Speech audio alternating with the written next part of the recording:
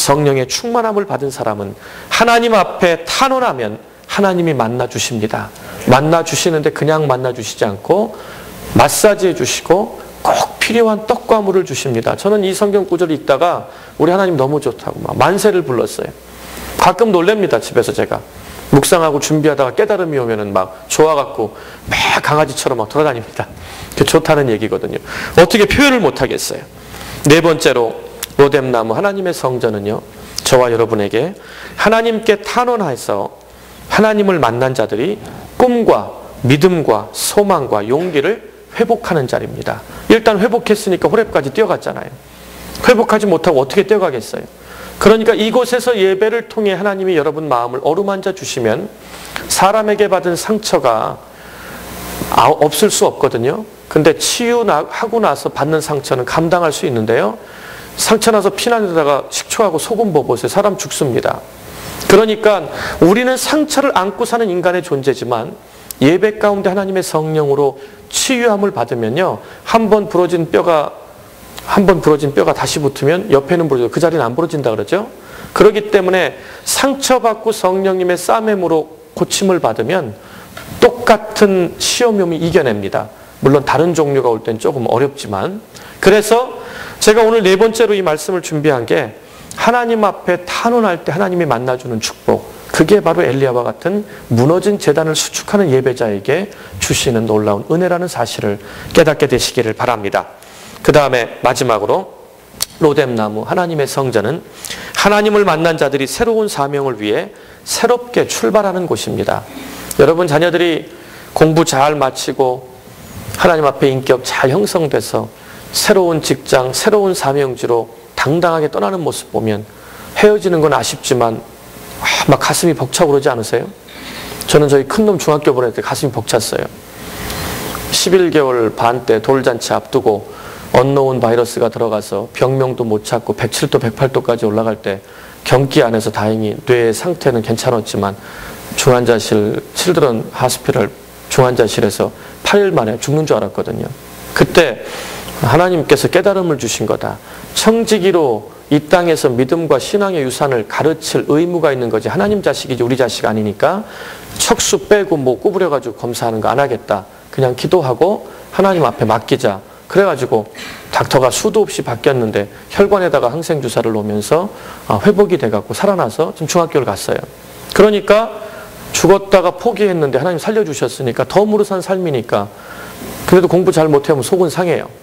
예, 그게 부모인가 봐요. 중학교 갈 때 얼마나 감격했는지 몰라요. 여러분이 가지고 있는 거 여러분 소유라고 생각하시는 순간 비참해집니다. 하나님이 나에게 맡겨주신 청직이라는 삶은 예배자만이 깨달을 수 있는 축복 중의 축복임을 깨닫게 되시기를 바랍니다. 정말 오늘 제가 5가지 말씀을 정리해드렸고 이제는 회복에 대해서 말씀을 드리는데요. 짐승도 동물의 왕국을 좋아해서 제가 TV를 보면은요, 얼룩말이나 사냥을 공격할 때 보면 아무리 사자와 맹수가 떼를 지어 사냥해도 수만 마리가 뛰어다니는 들소 사이에 들어가면 밟혀 죽습니다. 사탄이 우리를 공격할 때도요, 예배 가운데 예배자로 중보 기도로 끈끈하게 묶여있는 공동체는 못 건드립니다. 그래서 누굴 건드리느냐? 혼자 살아보겠다고 옆으로 튀는 얼룩말은 반드시 타겟이 돼서 금방 잡혀먹습니다. 여러분이 신앙생활 하시면서 목사님을 통해 생명의 말씀이 전해질 때 오늘 저 말씀은 저 집사가 와서 들어야 되는데, 그게 사탄이 주는 말씀이에요. 주님, 내가 여기 있사오니 죄를 보내 주옵소서. 주로 이제 그런 신앙생활을 하시는데요. 정말 여러분들이 예배 가운데 회복된 사람은 공동체 안에 있는 게 하나님의 은혜의 성령님 안에 붙잡힌 게 살아있는 길이라는 걸 깨닫는 길입니다. 근데 살아보려고 혼자 튀면 죽습니다. 그리고 공동체 안에서 공격을 받으면 함께 보호가 되는데요, 혼자 살자고 튀어나가면 도와줄 방법이 없다는 것입니다. 여러분, 마귀는 드라큘라처럼 피 흘리면서 하얀 소복 입고 구미호처럼 등장하지 않습니다. 우리가 하도 다신 종교를 믿고 뭐 삼신할머니를 믿고 용왕을 믿고 옥황상제를 믿고 그런 데다가 하나님을 받아들여가지고 헷갈려가지고 지금도 막 이런 분들이 있는데요. 예전에는 마귀가 핍박을 하면서 피를 흘리게끔 우리를 순교하게끔 만들었지만 이제는 방법이 바뀌었다는 거예요. 하나님 앞에 성령 충만한 사람은 더럽게 보여야 할 게 예배 실패한 자는 섹시하게 보인다는 것입니다. 그러니까 하나님 주신 가정의 소중함을 모르는 거예요. 이민사회, 목회자들이 설교하기 힘든 내용이 바로 이런 부분입니다. 저희 교회도 상처투성인 가정 때문에 가정의 달 설교를 준비하기가 어려워요. 말씀은 바로 가르쳐야 되는 의무가 있는데 20, 30년 전의 걸 어떻게 돌리겠어요. 하지만 잘못한 건 잘못했다고 얘기를 해놓고 불러가지고 매뉴얼을 준다는 것입니다. 여러분, 하나님 앞에 아름답게 보이는 것이 영적인 것이 되는 것, 그게 영안이 열리는 축복임을 믿으시기를 바랍니다. 꽃보다 아름다운 것이 사람이 아니고요, 마귀 새끼보다 징그러운 게 사람입니다. 사탄은 귀신을 통해서 역사하는데요, 반드시 사람 통해 역사해요. 여러분이 얼마나 영적으로 대단하다고 사탄이 직접 내려와 건드립니까? 더러운 귀신 보내서, 제가 어저께 말씀드렸죠. 멀쩡한 분이 섭섭귀신 들어가면 눈에 보이는 게 없다고요. 째째 귀신 한 번 들어가면 백약이 무효예요. 하나님 앞에 신앙생활 하면서 이왕 즐기지 못하고 세상 가운데 고독하고 외롭고 말씀 붙들고 달려가려면, 적어도 내가 이런 귀한 시간을 하나님 앞에 드리려면 세상 사람들이 바라보지 못하는 무언가가 있어야 되지 않겠냐는 것입니다. 여러분은 그 무언가를 사모하는 마음으로 이 자리에 나오시기를 주님의 이름으로 축원드립니다. 사람을 바라보는 만큼, 기대하는 만큼 넘어지고 자빠짐을 기억하시기를 바랍니다. 그래서 우리는 주만 바라봐야 됩니다. 성도들이 무장해제를 하면, 허리띠를 풀어놓고 있으면 반드시 공격이 있는데요, 이세벨의 이 독설의 공격의 특징이 우울증으로 왔다는 것입니다. 사람이 우울증이 오면요, 형편을 바라보면, 우리 찬양할 때 눈을 들어 산을 보아라, 그 시온산 하나님의 말씀, 예배 가운데 선포되는 말씀을 보라고 하는데, 눈을 들어 형편을 보면 우울해집니다. 우울증에 걸리면 첫째 식욕이 떨어집니다. 아무리 맛있는 산의 진미가 밥맛이 없어집니다. 못 먹으니까 기운이 없죠. 생욕, 살겠다는 마음이 떨어집니다. 그러면 잠을 자야 회복이 되는데 수욕이 떨어집니다. 그래가지고 하나님이 사랑하시는 자에게 단잠을 주신다 그랬는데, 목사님 오늘도 며칠 동안 못 잤다고 눈 시뻘게 갖고 와가지고 앉아있으면 서로 부담돼요. 그러니까 오늘부터 피곤하게 열심히 땀 흘려 일하다가 비계를 빌고 감사기도 하고 잤는데 잠이 안 오면 영적으로 점검해 보세요. 하나님은 영혼으로 예배 가운데 성령의 충만함을 주시면 평안함 가운데 기뻐함을 인하여 은혜의 소원의 항구로 인도하시는데, 그때 잠을 주시면서 꾸는 꿈이 하나님이 주시는 비전임을 여러분 기억하시기를 주님의 이름으로 축원드립니다. 시선 처리를 잘못해서 엉뚱한 것 바라보면, 병을 바라보면 병자가 되고요, 하나님의 선한 것을 바라보면 거룩한 사람으로 변화되게 되어 있는 것입니다. 그리고 성도의 본분은 하나님의 영광을 위해 살아야 되는데, 엘리야가 형편을 보니까, 성경에 보니까 자기 생명을 위하여 도망갔다라고 되어 있죠. 여러분, 눈을 들어 형편을 봤을 때도 우리의 눈은 하나님의 영광을 위해 맞춰져 있게 되시기를 주님의 이름으로 축원드립니다. 나쁜 사람이 뭔지 아시죠? 나뿐만 모르는 사람, 나만 위하는 사람이 나쁜 사람이에요. 그래서 나의 가는 이 길 끝에서 주의 영광을 보기 위해서 두루 같이 가시기를 주님의 이름으로 부탁드립니다. 그리고 850명과 맞짱을 떴던 그 성령의 용기가 어디 가고 도망하였대요. 마귀는 도망가게 내버려두지 않고요, 미리 이렇게 앞서가서 준비해가지고 기다리고 있습니다. 한 번 시험이 들면 회복해서 해결하고 넘어가야죠. 이 사람 피해갖고 저 사람, 여우를 피했더니 곰 만난다고요? 하나님 앞에 은혜 받은 사람은 뒤로 자빠져도 일어나면 20불짜리 주워갖고 일어납니다. 물에 빠져가지고 안 되는 사람은요, 허우적거리다 물 먹다 살아나는데요, 주머니 열어보니까 왼쪽에는 미꾸라지, 오른쪽엔 붕어, 뒷주머니에 가물치 껴갖고 일어난다 그럽니다. 그러니까 이왕이면 하나님이 함께 하시는 삶을 살아가시게 되기를 정말 부탁을 드립니다. 엘리야의 회복을 보니까 누워 잤다, 잠을 주셨다라는 것입니다. 정말 하나님과 함께하는 예배자의 축복은요, 아무리 피곤하고 지치고 내일 집이 넘어가도, 오늘 하나님이 단잠을 주시는데 내일 집이 넘어가고 내일 천지가 개벽하는데 하나님이 단잠 주셔가지고 믿고 자는 사람을, 여러분 그런 사람하고 싸우면 못 이깁니다. 그런 사람은 피하세요. 하나님이 함께 하시는 사람이니까.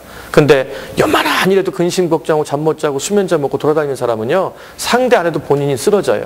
근데 왜 그런 사람 상대하느냐고 여러분의 영성을 빼앗기냐는 것이. 다른 사람 미워하려면 말씀 묵상 대신 사람 묵상해야 되는 거 아시죠? 하나님 말씀 묵상하시는 길이 예배자의 성공의 길임을 깨닫게 되시기를 바랍니다. 시편 107편 30절 127장 하나님은 고요와 평강을 먼저 주시는데요. 제가 우리 교인들에게 이 매뉴얼을 드립니다. 큰일을 결정하기에 앞서서 믿음대로 순종한다고 하는데 답이 안 보이는 경우가 종종 있으시죠. 그때는요, 부르짖어 기도하시는 타이밍이 아니라 하나님의 음성을 듣는 타이밍이거든요. 그때 평상시처럼 최선을 다해 새벽 기도하시고 아이들 라이드 하시고 학생들 공부 열심히 하고 관계 잘하고 잘 사시는데 아주 인생의 중요한 결정을 앞두고 갑자기 마음이 평안해져요. 담대함이 와고 그리고 마음이 고요해져요. 그게 하나님의 응답이에요. 그러면 남이 이거 하면 다 망한다고 해도 그건 하나님의 응답이에요. 근데 남이 이거 하면 대박 난다고 다 성공한다고 하는데 예배드리고 평상시처럼 살고 운전하고 다니는데 왠지 취한 것처럼 마음이 거북하고 불안하잖아요. 그거 하나님이 주시는 사인이에요. 그때 멈출 줄 아는 게 예배자고 그때 멈출 줄 아는 게 영성이에요. 영성은요, 잘못된 길로 가는 걸 깨닫고 멈춰 서는 게 영성이에요. 그렇기 때문에 하나님 앞에 단잠을 달라고 기도하는 건 예배자만 누리는 축복임을 여러분 깨닫게 되시기를 바랍니다. 그래서 너무 작아갖고 새벽기도 못 일어나는 거 단잠이 아닙니다. 하나님은 말씀을 먼저 주시고 응답을 주시고요. 반드시 마음에 고요와 평강을 먼저 주십니다. 하나님의 응답이 아브라함아 하고 귀에 들리고 솔로몬처럼 내가 내게 무엇을 줄꼬 그러면 뭐가 걱정이겠어요. 근데 제가 지금까지 신앙생활 하면서 하나님이 주시는데 기도하다 답답해가지고 쳐다보다가 성경 문구가 평상시엔 안 보이는 게 가슴을 후벼파고 살아있는 것처럼 들어올 때 그 하나님의 응답이에요. 잠을 자는데 내일 진짜 집이 넘어가는데 평안해요. 여긴 집 넘어가는 얘기 잘 모르시죠? 우리 동네는 그래요. 집이 갑자기 2배, 3배 떠가지고요. 그동안 20년 동안 모아놓은 돈 쪼개가지고 에퀴리론 다 뽑아가지고 일일이 다운페이 해가지고 집을 7채씩 사가지고요. 부동산이 반토막 나가지고 30년 미국 생활이 그냥 뭐라고 표현해야 되죠? 아작났어요. 쫄딱 망했어요. 자녀들을 뒷바라지에서 학비를 보내야 되는데 애들을 바라보고 미안해서 울고 계셔요. 근데 운다고 없어진 집이 나와요? 크레딧 다 무너졌는데 어떻게 할 거예요? 근데 예배 회복되니까 단잠을 주시더라니까요. 그랬더니 어마어마한 집에서 방 3개짜리 렌트해서 가가지고 행복하게 새벽기도 안 빠지고 나오셔요. 저는 인생은 올라갈 때가 있으면 내려갈 때가 있는데요. 내려갈 때도 하나님이 함께 하시는 자들은 올라가기 위한 준비지만 마귀가 함께하는 영혼들은 내려가면 인생 끝납니다. 여러분은 내려가면 올라갈 길을 위해 하나님이 충전해 주시는 시간으로 알고 그때를 영적으로 분별하는 축복을 받게 되시기를 바랍니다. 안 되는 교회 가면 기도 제목이 뭔지 아세요? 신유의 은사를 주시옵소서. 손만 대면 병자가 일어나 우리 교회를 부흥시켜 주시옵소서. 미쳤어요. 하나님이 그렇게 응답해 주게 안 해주셔요. 투시의 은사를 주셔서 저 인간들의 속마음을 뚫어보게 해주십시오. 죽을 때까지 해보세요. 뚫어볼 수 있나. 되는 교회는요, 영분별의 은사를 주셔서 내가 지금 하나님 앞에 예배자로 영적으로 살아가는 것이 옳은지 아닌지를 깨닫게 해주십시오. 기도 제목부터 바뀌어야 돼요. 저는 은사 중에 영분별의 은사가 가장 귀하다고 믿는 목사예요. 그래서 하나님의 역사인지 사탄의 역사인지를 분별하는 영은 예배자만이 누릴 수 있는 축복임을 주님 만나는 그날까지 잊지 마시기를 바랍니다. 천사가 어루만지며 아까 제가 마사지라고 그랬죠. 단잠을 주시고요. 그 다음에 순서가 천사를 보내셔서 어루만져 주셔요. 그 다음에 물과 떡을 주셔요. 우리가 살다 보면 고난주간도 만나고 부활주일도 만납니다. 맨날 부활주일의 영광만 있는 게 아니에요. 근데요, 고난주간이 없는 부활주일이 없다는 걸 깨닫게 해주시는데 그 귀한 진리를 깨닫는데 20년이 넘게 걸렸어요. 아, 부활의 영광의 주님, 그 영광의 주님을 만나기 위해선 고난이 있었구나. 근데 이 고난은 결론이 나 있는 고난이잖아요. 부활의 주님을 만날 수 있는. 결론을 알고 답을 알고 시험 보는데도 실패하면 그건 답이 안 나오는 인생이에요. 답 알려줬는데 시험 봐서 답 안 나오면 그 인생 어떻게 살겠어요? 하나님은 우리에게 분명한 매뉴얼을 예배 가운데 주신다는 사실을 기억하시기를 바랍니다. 그 다음에 중요한 거는요, 세미한 소리로 치유해 주신다는 거예요. 일어나 이것을 먹어라. 그때 우렁차게 얘기했으면요, 미안해가지고 생각해 보세요. 엘리야가 하나님 믿고 불을 내려서 바알과 아세라 섬기는 선지자들을 다 쳐 죽였다니까요. 근데 살겠다고 도망갔으니 본인이 하나님 앞에 얼마나 미안하고 죄책감이 있겠어요. 그때 하나님이 이 한심한 놈아 이렇게 안 하시고요.